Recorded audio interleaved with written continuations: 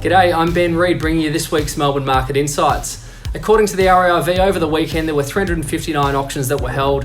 This is exactly half the amount of stock that was on the market for auction at the same time last year.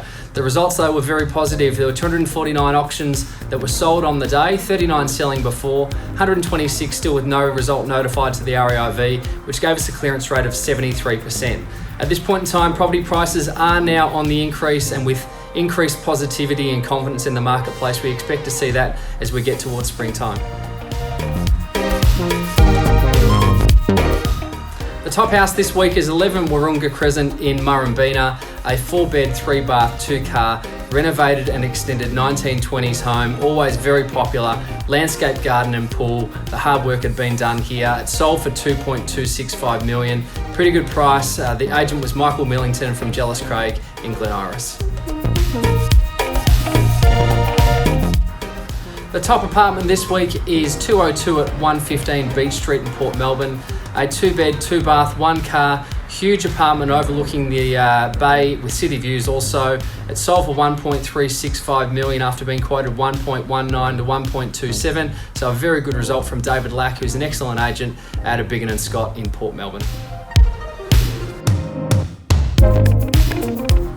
For the bargain house this week, we're in Doreen, 10 Valencia Boulevard, a 3-bed, 2-bath, 2-car townhouse, which we don't normally see in Doreen and don't tend to be the most popular offering in this suburban location.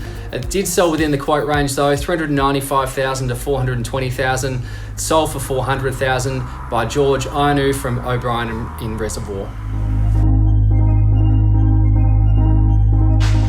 For the Bergen Apartment this week, we're at 1 at 16 Rod Street in Dandenong, a 2-bed, 1-bath, 1-car, original, unrenovated, ground floor 70s style apartment, no outdoor space. It was quoted by the agent $215,000 to $235,000, which we've seen some 1-bedroom apartments quoted within that range, so it's not surprising to see this sell for well in excess of that quoted range at $305,000. The agent was Chris Dryberg from Stockdale and Lego in Dandenong.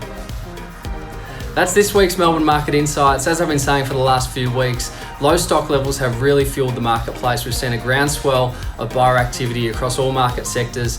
We had a house in Viewbank that had over 100 groups go through it over the weekend, and an apartment in Richmond that had over 40 groups. These are huge numbers. So we're now seeing an upward trend in property prices and some fantastic results for our vendors in this current marketplace. So if you are thinking of doing something, now is the time to have a chat to one of our advocates. Please do get in touch. Otherwise, we'll see you next week.